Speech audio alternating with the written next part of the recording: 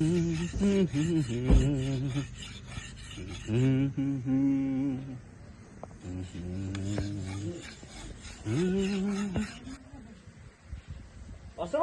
Ôi, ông ta đây. ấy, giúp nó tay rằng review. Ê, nóc từ bên kia chưa? Bạp khai những ông ấy ạ. Mấy muốn ăn điều. Đây.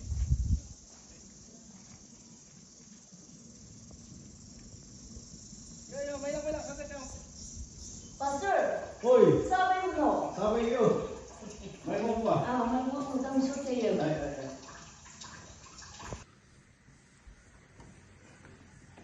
Pastor. Ôi, đằng ạ. Ông nó có tài gì kì? Mai mà, man somewhat live kìa. Đâu hát mong ạ. Cần sắp hát mong thêm ạ. Nó trả tới giúp nó tay kìa. Oh. Mà ngay như Good Friday tay trong muốn ông nổ. Anh nhìn. Tại lúc mê lần từng muốn một mà. Ngay như Good Friday apa yun lang kay Jesus Christ ang pinagtakto yung hawlak yung niya po ma. Ay, vì gì đây? Good Friday ạ. Chỉ số cái sao? Tầm ăn nấu chừng này tăng bên phòng này, lý bu chừng này, ý định bên nhông pha lắc chừng này, tay đâu có gì chứ? Maya to mobile mo ni buat Jesus Christ ada yung sadyang tang pinagtakto po yan. Tahu tu ba? Good Friday sa jiba, Bad Friday sa ibu may laki. Lấy đâu maya to gì bu video mà. Sunang gì? Anh gì? Chiếu đi vui Palan này, Roman nhắc ông là này á, Jesus Christ này á, mình này cái sẽ sắp được tôi xí. Hay em quay áo về Isaiah lại này, ông ba Peter đã lấy này mà, Jesus Christ này yêu mà sang apa mà tăng về mình lý bu chừng này, teman mấy đâm sẽ nhà nó mà, anh ô, lấy đấy vấn đề á, Jesus Christ này yêu mà tăng về mình sang apa mà lý bu chừng này sẽ, teman dân gì bu tàu bu chả, tàu chừng này, teman chừng này mấy bữa ano mong may lắc gì chứ? Tao chỉ nghe Good Friday sẽ là vào vào.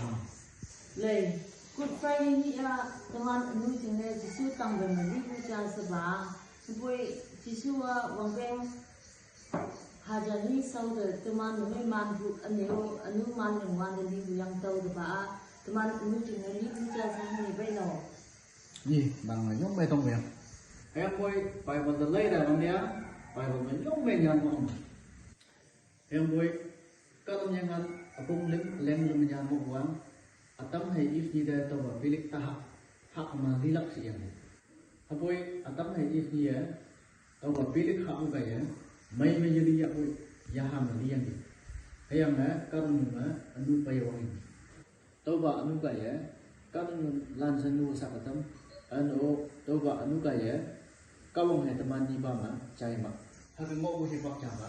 Jesus Christ kalau ni deh payan ni, anu yang dah rusak payan nampak, ayam na tambah yang judo payan, tambah ibu payan, teman hai kau ni baman yung ngacai mak buah, teman ni saya hoyi teman ni, tahu jengde Paul romance apa ngah lempen tu ibu, kata cah ngau ngacai payan, aku mahu anu balan dengan tu, haboi kata cah ngau cai vậy á, cũng máu khắc sụp lan này làm sẽ nhàn hơn.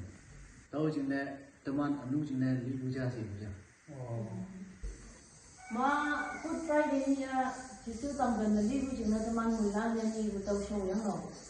Ini romance cũng phân lên tụ nhàn hơn quá. Nang Chúa Jisu yung man ba sẽ chẳng ba. Hay em á, nang mong chẳng á. Kau orang yang gì là tâm sẽ ngang nào nằm cái là sẽ nhà nào Ama pastor ba? Cuma cari yang mong mayo ating laklak wong kong yang no. Ni. Oh. Lagi. Iya ba? Hagi kema asim bayu mi ba? Iya lan dulu aja. Cuma bayu mai sih. Yang boy mong jang ba nak clear dah.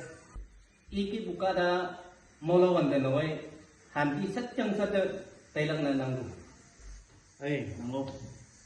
Maksud sih ya. Kata cha, yen ditolak kau yang mana? Halai mia, pole sa tau i so.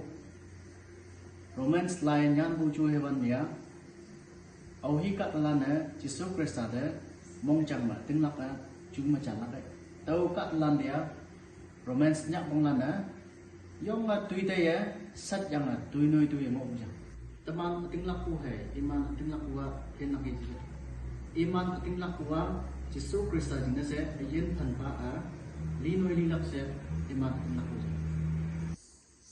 sawan bu teman chui wan lai ka wan dia yu yen than pa wa yu ling sau su bu nu phai noi yan yok pa Jesus Christ da meng bulan teman aja nên một Good Friday dia Jesus Christ teman anu jing ne tang no he yu phai teman no yu ling sau su bu nu phai noi yan lak jing ne te Ê, cái gì nào quay qua do mà mày nhỉ?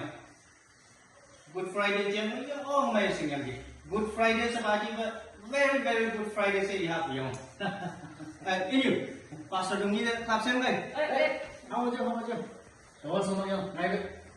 Ngay như vậy, tại cũng không mấy từng có một giúp nó ngay cái. Cứ nó không cái. Ê, ông mày thì yo mày bao nhiêu? Chưa.